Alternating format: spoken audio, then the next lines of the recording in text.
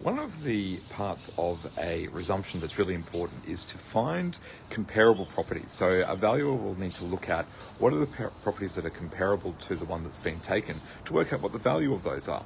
And some of the challenges can happen where it can be really hard to find a comparable property.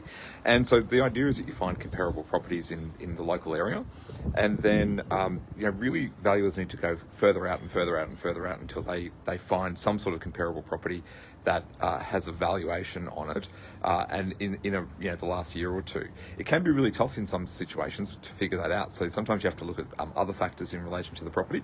You have to look at some special features of the property, or whether or not it can be developed, and matters like that. So these are really specialist things that you need to make sure you've got a valuer and a solicitor who know what they're talking about.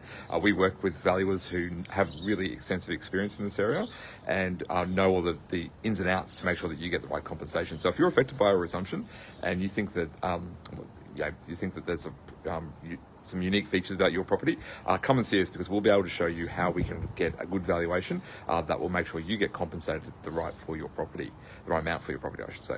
All right, so if you've got any questions about that, comment below or send us a message. We'd love to help you out. Have a great day. Bye.